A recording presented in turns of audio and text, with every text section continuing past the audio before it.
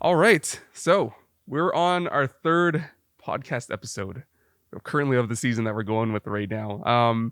Last time we talked about, I think the last topic we ended on was running the business as a family. So we got to learn a little bit about your family history and how that's been and how that's kind of been going through for the past few years. We talked about the good. Should we tell the truth now? Yeah. And now we're going to be a little bit more honest. Exactly. Great. But yeah, so today's topic is actually we're going to be talking about the perfect slice, what makes a great dining experience, and why the customer should always be top of mind. And but before we actually get into that, I want to dial it back, and I just want to ask, like, what's your favorite type of pizza? Like, what's your favorite combination that you like personally? Oh God, honestly, mine changes from time to time. Yeah. Once upon a time, it was the traditional crust New York. Then it moves to when we introduced the cauliflower gluten-free. If I want a thin crust, I get that. Yeah, that one's really good. That one's a really good one. So it changes. It goes in waves. Mm-hmm. What's my favorite today? I'm back to the original crust, probably medium original crust. With any kind of topping. Like I love ham pineapple. It's a Manitoba thing. Apparently, there's a fight waiting to start with the comments. I love ham pineapple. That's one of my favorites. Yeah.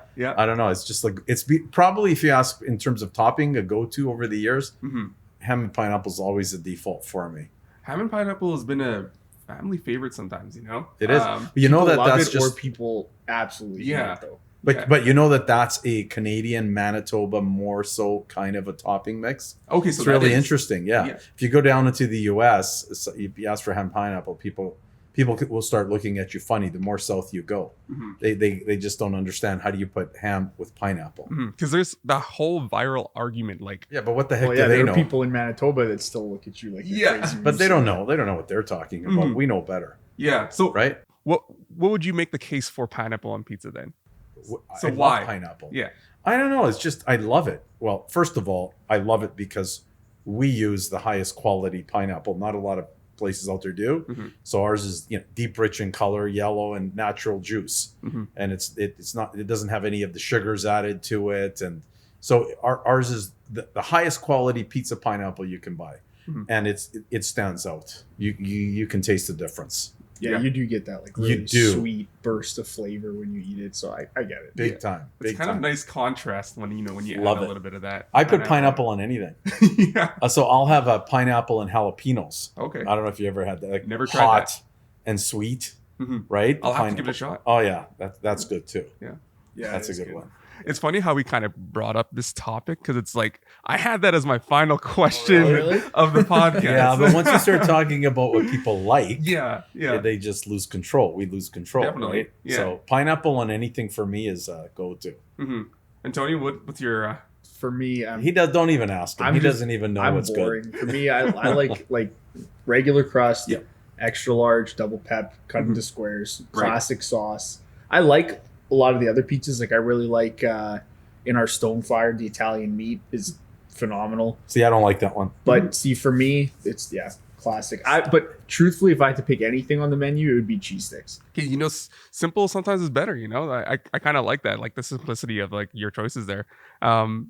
Personally, for me, I like the chicken bacon ranch. Oh, that is a really good one too. That has been that's an amazing. That's a kicker. Yeah. When I was younger, I used to get the 2 extra larges. Yeah. One would be the double pep, and then the other would be the chicken bacon ranch. As these things come across, these new ideas like the chicken bacon ranch, it's like after it took 30 years to figure out this combo. Mm-hmm. Then when you eat it, you go like, why didn't I think of this earlier? Right. Like, where did this come from? Mm-hmm. Right.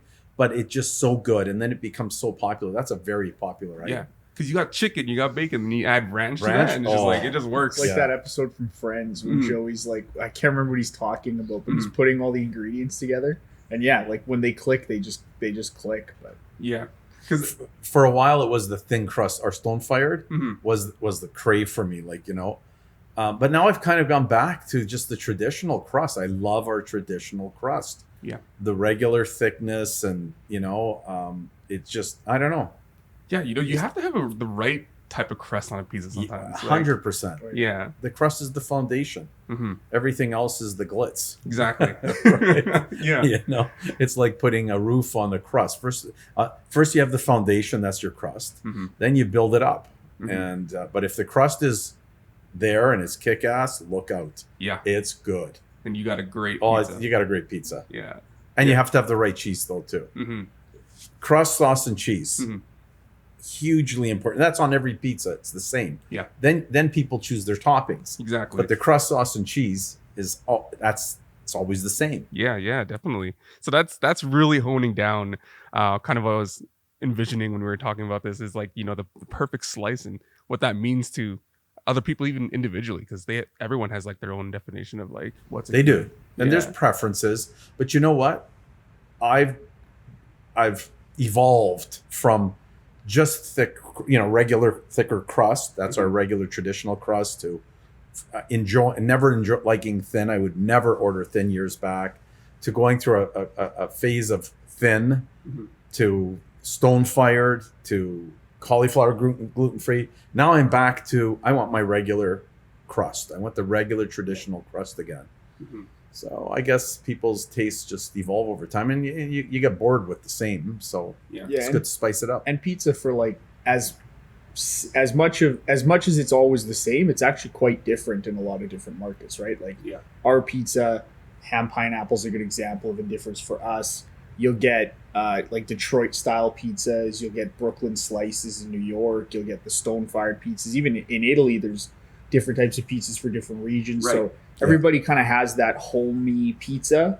In Winnipeg, obviously ours would be, well, Pizza Hotline. Mhm.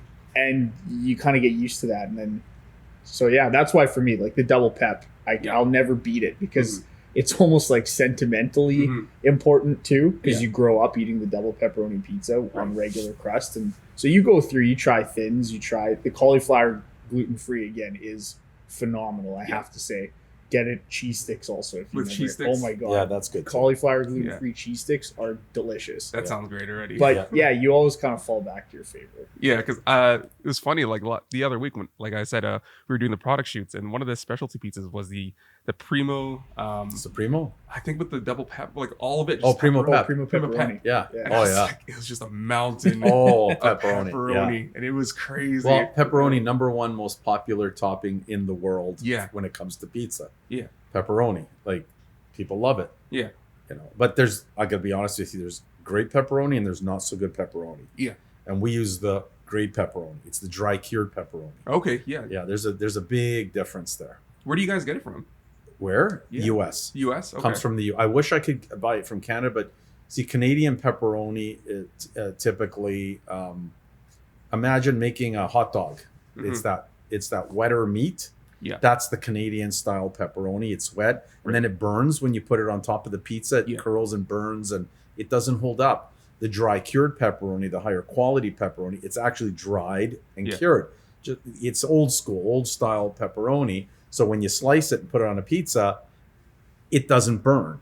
It curls a little bit, Mhm. but the meat is all there.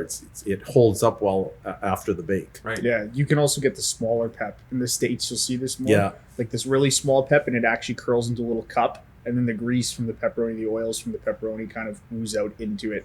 Mhm. Some people love that because they get a burst of flavor. Yeah. It's a little too oily for me, but Yeah. So that's why I feel like just having those key ingredients, they have to be like good. They have to be. Quality. Yeah. Night and day. Mhm. Night and day. Yeah. You can't compete with quality. Right. Yeah.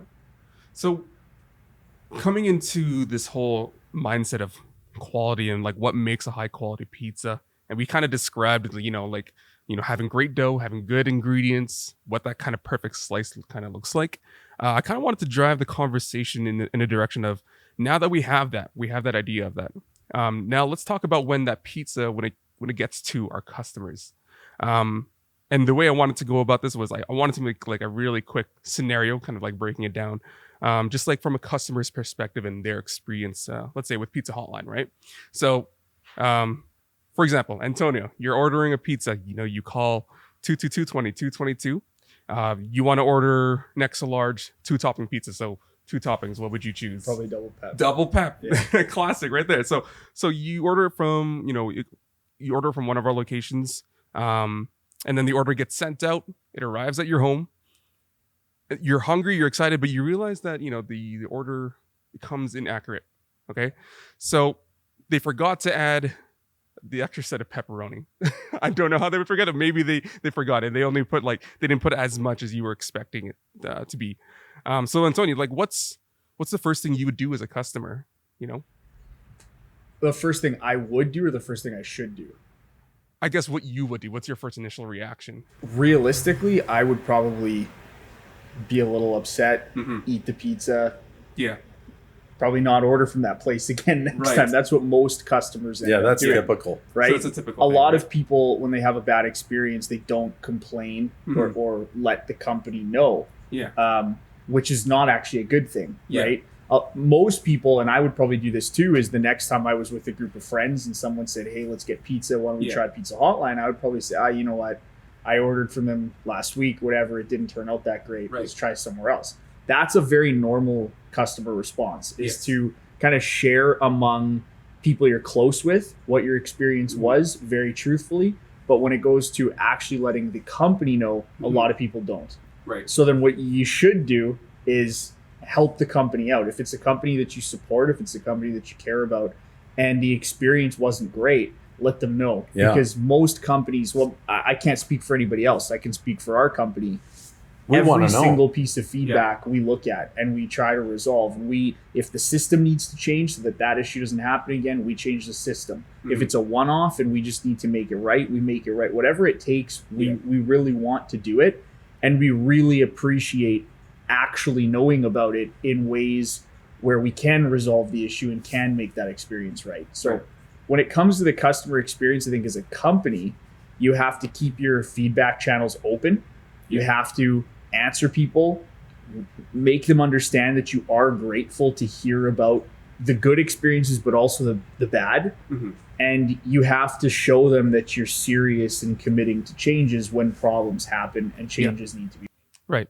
Because you make a good point. A little backtrack here, but when you were talking about, let's say, when a customer has that kind of experience where it's not a positive one, it kind of trickles down and downstreams because now they're telling other people, Absolutely. and it's so. What, And you'll tell more people about a bad experience yeah. than you will about a good experience. Yeah. Because Yeah. a bad experience, you're enraged, you're upset, and I can't remember what the exact stats or ratios are, but a bad experience, the numbers dwarf what you'll tell people on a good experience. Right. Yeah, and it's just human nature. Like, Right. there's nothing cynical about that. You're Yeah. not a bad person if No. you're sharing Right. bad news, but that's just what people do. Whether they want to protect family or friends from a similar bad experience, they feel slighted and they feel like it's important to share it. Whatever it is, bad news tends to travel a little bit faster, right? So Right. as a customer,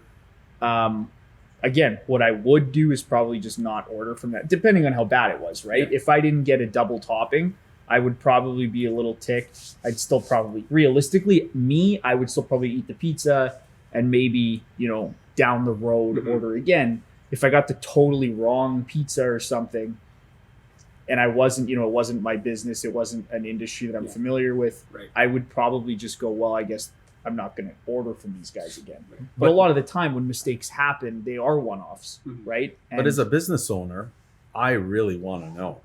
Right. So as not as the customer, as a business owner, I encourage our customers to give us feedback, whether it's positive or negative, Yeah.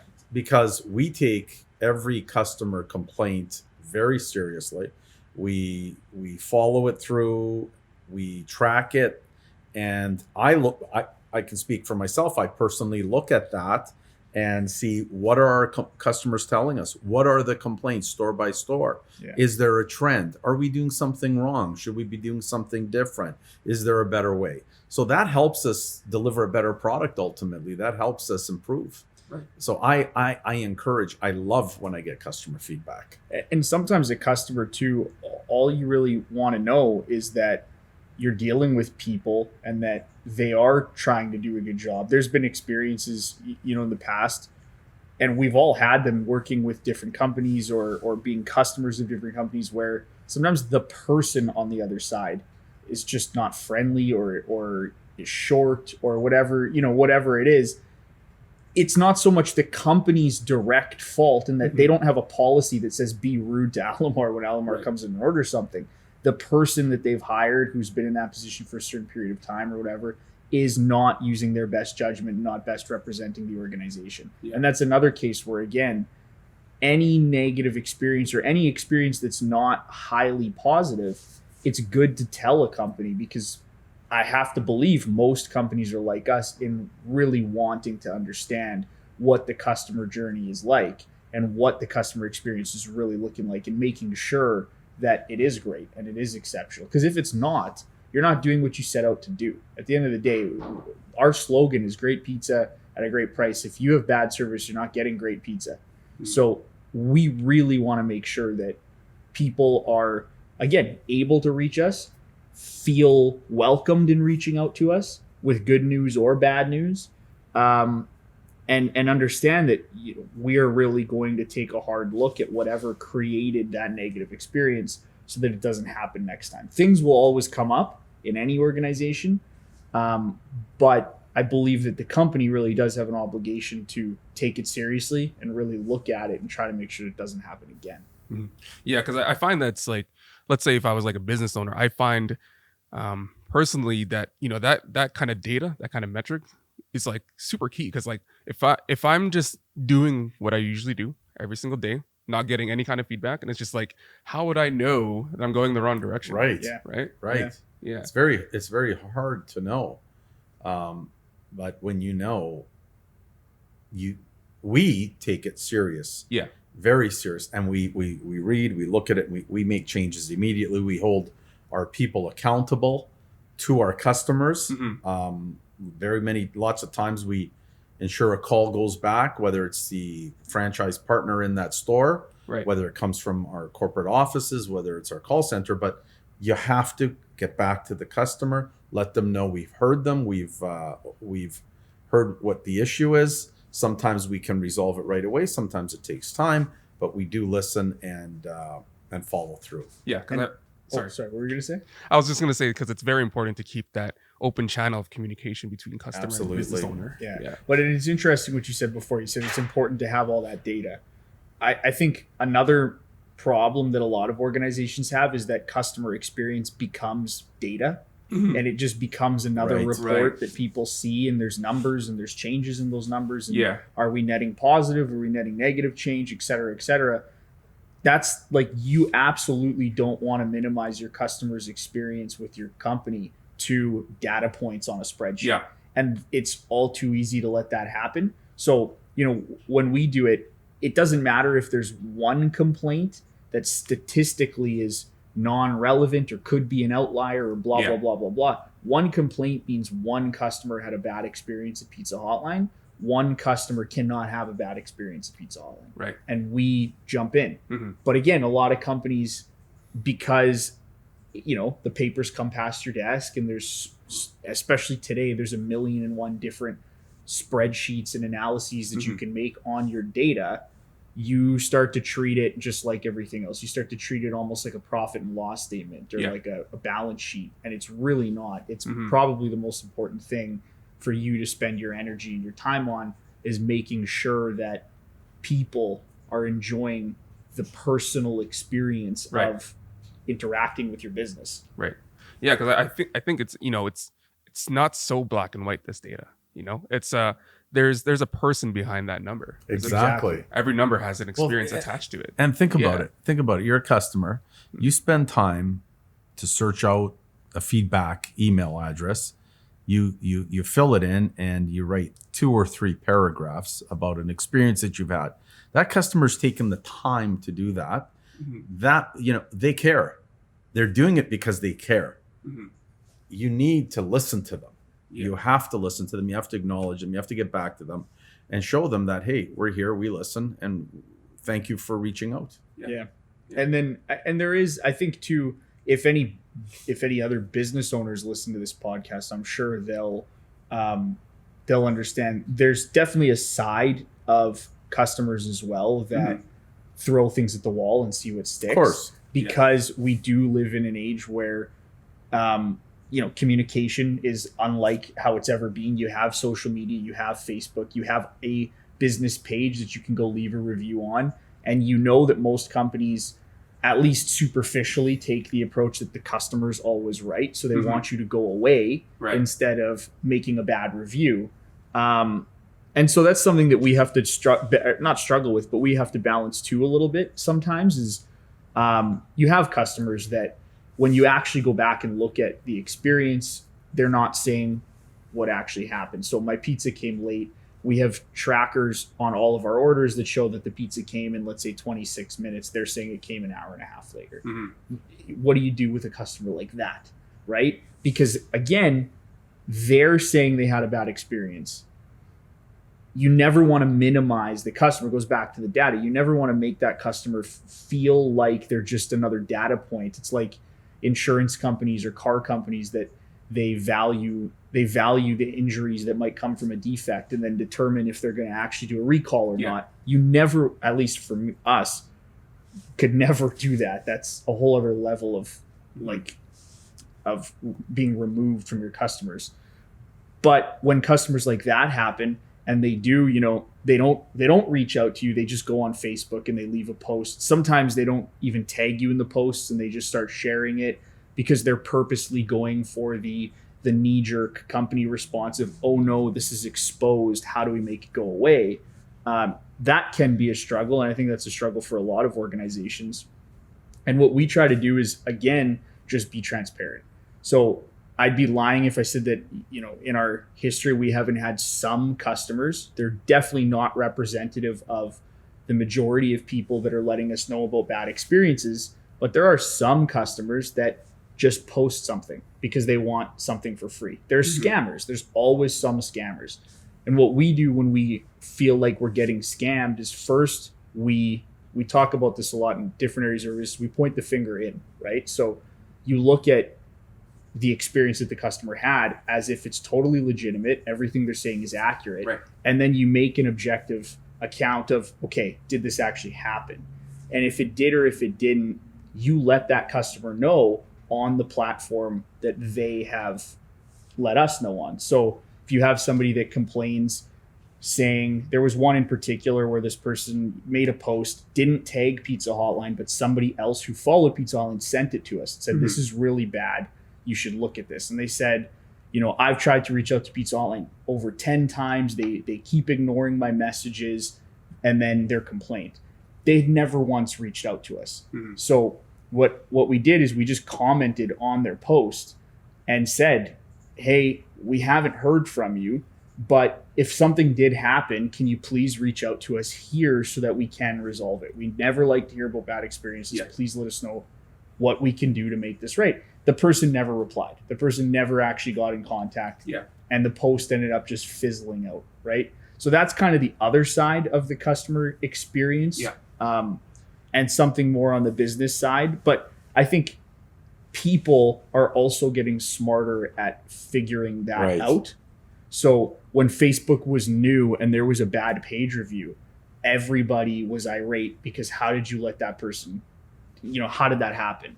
Whereas today, if somebody posts something disingenuous, typically their own peers kind of realize that it's disingenuous and don't judge the company based on that. So it's different. Customer experience, customer feedback changes every day. And we just try to keep up and we try to do it in a way that, again, lets that customer feel valued, lets that customer know that they can be heard and keeps barriers low so that they can reach out. Because if you have to find the special feedback email, the way my dad said, that takes time you might not have. If you have to wait on hold for 2 days to get a $5 credit, that takes time that you might not have. If you can call quickly and get answered, email, get answered, go on social media, get answered, you're more likely to leave feedback. We're more likely to make our business that much better off of your feedback. So, Okay, so there was an interesting point that you made earlier. I actually had this written down as one of my questions is, there's a phrase, the customer is always right. And does that stand true, or is there a point where you kind of draw the line with that statement? you want to go first? Well, in the old days, the customer was never right. Just kidding. Just kidding. But no, you have to listen to every customer complaint, every customer concern, every customer inquiry.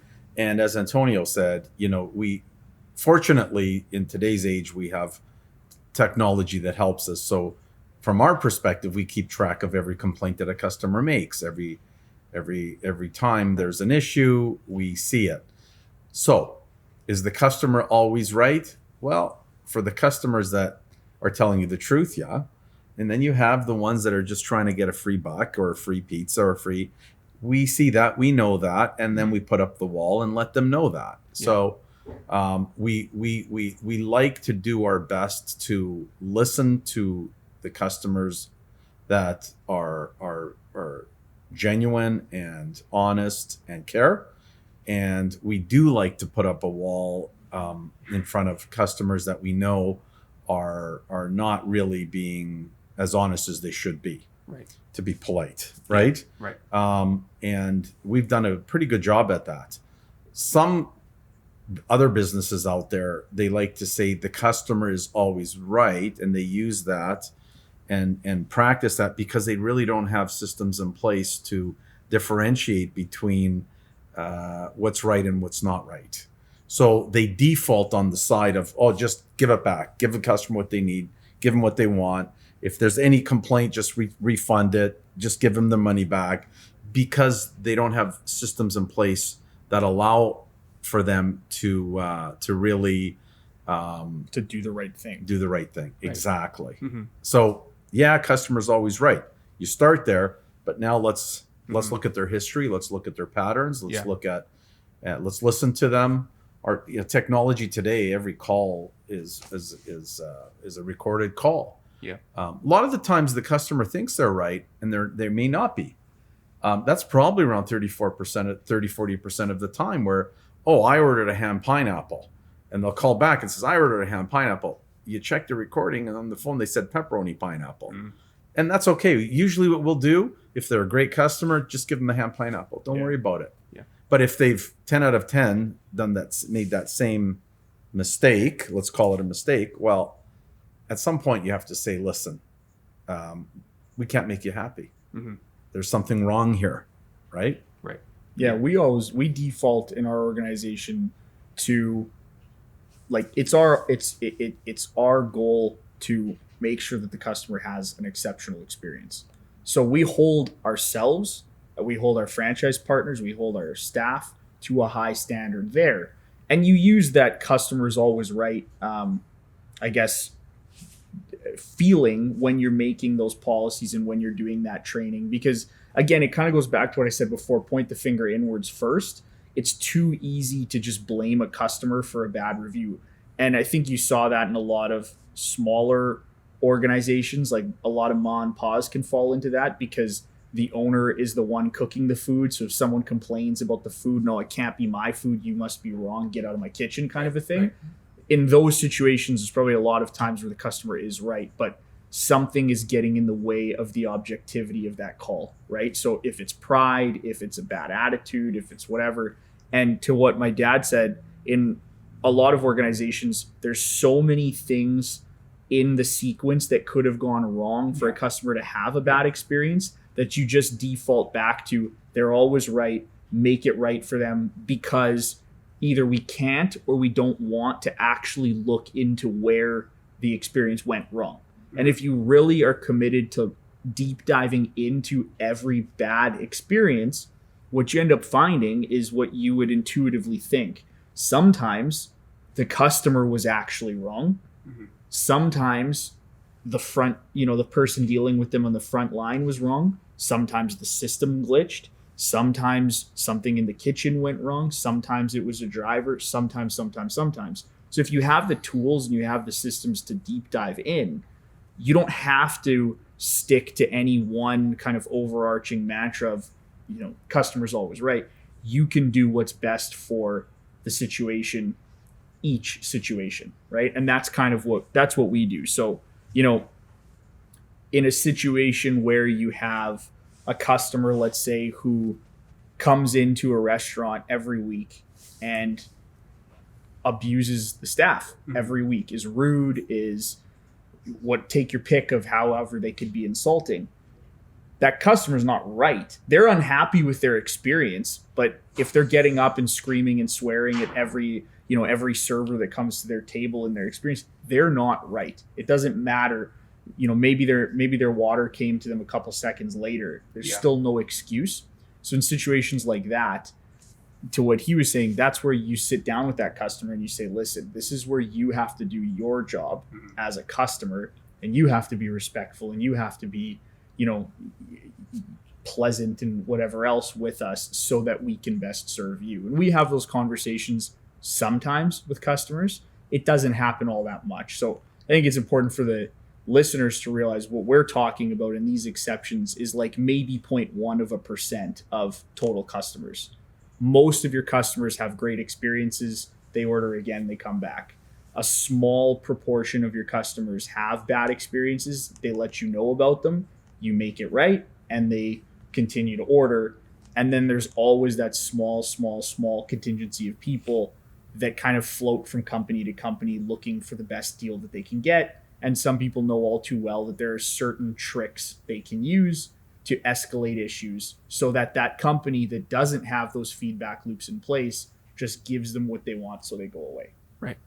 And really, it's just at the end of the day, you just, as a customer, be open, be authentic, and be genuine about your situation and probably what went wrong. Yeah. And to get the best also customer experience out of that too is like, if you're doing that, if you're being genuine about your situation, then the company will reciprocate that as well. Absolutely. Yeah. Because if I'm personally, if I have a complaint towards a company and I go to them in such a manner that is like, kind of sporadic and like, hey, I need this, you gotta do that. It's like, of course, on the other side of that, there's another person who's dealing with that. And that's right. Yeah. And that's the thing. And you keep it open. Like, you realize in customer service, not everybody is going to be your super respectful, super polite customer. Yeah. That's okay. People are who they are. If they've had a bad experience, just because maybe they don't speak as eloquently as somebody else doesn't mean that they don't deserve good customer service. But there's definitely a line on all sides. I could, if somebody called 222 and I picked up the phone and the first thing that came out of my mouth was an F-bomb, it's not appropriate. Just like it's not appropriate if a customer does that, right? Yeah. So we're lucky we have really strong systems that really allow us, again, to deep dive into specific customer interactions. And we do that for every customer interaction. There's not a complaint that we don't pull up call records, that we don't pull up action logs in the kitchens, that we don't speak to the staff or the managers or the franchisees or the other people involved. We do that for every single complaint. And because we do that and we really have that level of insight, sometimes they end up being the ones who probably shouldn't have done what they did. Right. Most of the time, it ends up being some sort of a one-off that, again, we take back to the table. We figure out how we make sure that one-off doesn't happen again. True. And I guess just tying into this, Jerry, I guess from your past experience, so like with this whole customer experience in mind, when you first brought up, I guess, the call center, even just like the 222-2222, did you have to deal with this a lot in the starting up? Deal with what a lot? I guess like with the whole experience of people calling in and maybe they didn't have a good experience. Oh my God. Like I remember that. And that's a very good question. And, before we had the call center and a computer that keeps track of customer history, including complaints, we were answering phones in each store, and the complaints and the credits that were given out was off the charts. Yeah. And so, we kept a book of complaints, but it's very hard to keep track of their history. So all we did is, at the time that a customer called and give a complaint, we'd write it in a book. So the next time they called, that we'd have a manual record of the phone number of the customer, and then we would just give it to them. And once we put in the call center, we had some of those same customers complain once, twice, 3 times, and then it was over. So our complaint ratio of, I guess, scammers completely disappeared. Right. And that was a big difference. There was a huge difference. Yeah. Yeah. Definitely. And I guess it's like it's always just kind of being aware of that too. Absolutely. Who's kind of genuine and who's just not. trying to get something out of you. The good. Yeah. I always say, good customers, give them the boat, and let's and treat them well. But when you know that it's someone just trying to take you day after day after day, like here's the craziest one. Just most recently, we tracked that there's one individual. What was it? 60 something times. We actually ended up calling the police on this. Wow. 60 something orders using different credit cards each time. Wow. And then we get the bounce back. Like, what the heck? Who does that? That's pretty scummy. Exactly. But that's an example of where the customer was wrong. Right. Exactly. So, but is the customer always right? No, not in that case. Exactly. So it's crazy. Like, that's theft over 1,000, and theft over 1,000 is serious. Yeah. But you get that. You get that. Thank goodness we have systems in place that puts that in check. Right. Yeah. And I do think it all, at the end of the day, it still goes back to your team and whether or not those people are there for the right reasons and whether they are motivated by the same things. And what I mean by that is, if you just hire someone because they fit your availability, they're willing to wear your uniform, they'll stand at the front and take orders, you're really missing the boat. Yeah. You need to hire someone who likes interacting with people, who cares about the values of your company, who wants to make every customer experience exceptional, and who fits your availability and likes wearing the uniform, and et cetera, et cetera, et cetera. And if you can fill your organization with people like that, who are like-minded, who care about your ideals, a lot of your customer complaints go away just because of that. Because, again, talking about, scammers, the truly bad customers, you can really draw the line that much easier. I remember one time I was working in a cafe, and there was a person who came in and they ordered a drink, and they just got way too intoxicated. They only had, I think, 1 or 2 drinks, but I don't know if maybe they were drinking something before they showed up at the restaurant, whatever it was. And I was the manager on that night. The server kind of approached that person to the side and said, "Hey, I think it's best if we just take a little time. Can I get you a water and then see how things go, and we can get you another drink in a little bit." And this person just stood up and started screaming and swearing at this girl and called her every name under the sun. And, "I want to talk to your manager." And right, it's the perfect escalation. I know exactly what to do to screw you. I want to talk to the manager. Yeah. So you have a conversation with the server, serving it safe. It's on the it's the server's call if they want to continue to serve you or not, right? And she said, I don't feel comfortable doing this. I think that she's getting to the point of, intoxication. I don't feel comfortable serving her anymore. And that's it. That the conversation ends there. So this woman starts speaking to me and gets upset. And, when she hears that we're choosing to listen to the server and we're not going to continue to serve this person at this point, she again continues to start screaming at me and swearing at me, and "You're a piece of whatever, and I this place is garbage, and I'm going to leave a bad review," and yada yada yada yada yada. And you sit there and you say, "Okay, well, all the best, good luck, our decision stands." But again, you can do that and you can feel confident in doing that because you can feel confident in your team member. So I knew when that server came up and said, "I don't feel comfortable serving this person anymore," there was no question that was the right call. And when we deal with our franchisees or their staff or, anybody, if it's a bad pizza or a burnt product or a this or that, we know that when we call that store and we ask them for, the straight goods on what happened, we get it. And we can trust that they're working in the best interests of the customer as well. Some companies, you can't really say that. Some companies don't have controls in place to be able to really get to the bottom of things like that. And then it can be a disaster. It's like you're walking in a minefield, right? Yeah. Because you can't take the wrong piece of information and over rely on it because it might have been compromised because that person might not have really cared or whatever, right? Mm-hmm. So to me, at least, it always comes back to your team, and it comes back to the ability of that team and the wanting of that team to do the right thing. Yeah, and that's why it's important to kind of just build those relationships with those people in your team and make sure that they're kind of in line with your company values, your core values, and things that you want to see, especially if you're trying to think of the ideal customer experience and how to handle those things, and just having those systems in place. Yeah, you need an alignment. Yeah, definitely. Absolutely. Yeah.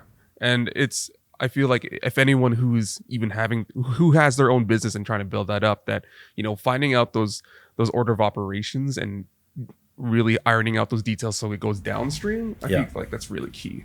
Yeah. Oh yeah, definitely. Yeah. Yeah. And so I guess going into this topic of, if I were to have my own business and I'm running that and keeping that customer experience in mind, was it a tip that you could give me? Let's say, just so I can give my potential customers an experience with their satisfaction in the top of mind. Listen to them and have systems in place that allow them to communicate to you. Yeah. But listen and follow through. Yeah. Like Antonio said earlier, you just don't want data. They're humans. They're people. They want to be heard and they want to be spoken to. Yeah. Just think about it as you're dating a girl or a guy or whatever, and you have to communicate. Yeah. Don't forget that you need to communicate. Yeah. Communication is key. It's key. Huge. It's key. You can have all the systems in the world. Great. Yeah. But if you don't pick up that phone and call that customer, they feel abandoned. Yeah. It's like 90% of what we do on a daily basis. Right. It's like if I'm not communicating the things that I need to say properly, then we're never going to be on the same page. Right. Unless we take that time for me to get to know you, you get to know me. Right. Yeah. And I would say communicate. And if you're starting a new business, or maybe if you're at the point where you're scaling a new business and you are starting to deal with the hiring problems and the issues that can come from having to trust somebody else to do a job that you're just not able to do anymore, I would say focus on building ambassadors of your brand. Yeah. And really keep that top priorities. You can hire for any attribute you want. You can hire for any level of intelligence, education, prior work experience, whatever. It's all going to fail if at the end of the day, your team isn't fundamentally aligned to what your company's vision is. Mm-hmm.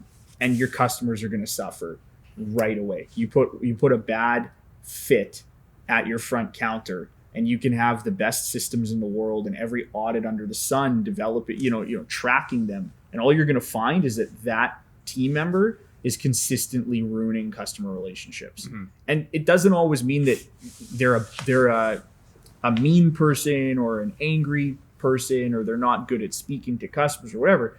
Sometimes just being different is enough to ensure that those customers don't feel that same welcome and don't feel that same relationship anymore. So I would say listen to the customers for what they want to hear and what they want to experience when they come to your business, and really make sure you invest heavily in finding the right team members and empowering those team members in meaningful ways to really kind of carry forward your vision. Yeah. Listening is key. Yeah. You got to listen to what their pain points are, because if you don't know what those are, then how else are you going to improve? Yeah. It's all about continuous improvement. Yeah. Yeah. Is there any other touch points that you guys feel like you want to kind of bring to light as we're getting close to the closing of this episode? But if there's anything else that you'd like to share, any other kind of notes on customer feedback, customer service? I guess. I think we pretty well touched on the key points. Yeah. I really think that we've closed the circle on that. Yeah, because this has been a really, I guess, like, it's personally, I feel like it's been an eye-opening kind of experience and discussion Sure, that we've had. yeah. Being able to have those kind of customer insights in mind, but also the business owner aspects in mind. Right. Yeah, because those two, they go hand in hand. They need to align. Yeah, they need to. Alignment is Yes, huge. key. Alignment, communication, listening.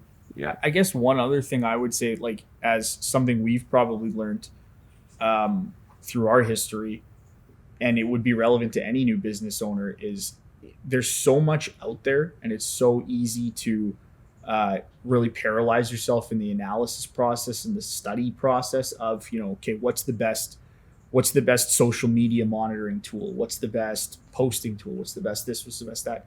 At the end of the day, just a face-to-face with a customer goes farther than any automation, any system, any tool ever will. So if you're a small business owner or an entrepreneur starting a first business and you're getting into it day one, I would say, and you could speak to this better than me, is to just remember that if you can just get face to face with your customer and you can be authentic and you can be transparent with them, you have a better chance of forming a long lasting relationship with them than any company that is using, IBM Watson or any other sophisticated automated technology would ever have. Mm-hmm. So don't let all the stats and all the numbers and all the analytics scare you out of just doing what you think is right, talking to your customers and interacting with them in any way you can. You might not have $1 million budget to spend on customer experience. That's fine. You have 24 hours in the day that you can spend doing what you can do with them. Right. So just remember that you can scale this stuff up or down. Mm-hmm. And even one positive experience is better than none. Right. True. Well, hey, Jerry and Tonya, thanks again for sharing your experiences with me and also everyone that's listening right now. I feel like if I'm rather a business owner, I've gotten a lot of information about what I need about customer experience and how to go about that. And even just as a customer perspective, I feel like I'd be taken care of if I ever had a complaint that I needed to address to the company. And I feel like, that's very important. And so thank you for opening up those insights and sharing those experiences. It is very important that we know that. And I'm looking forward to discussing the business aspects of being a franchise owner and what it takes to own a franchise in that next episode. So again, thank you guys. Appreciate it.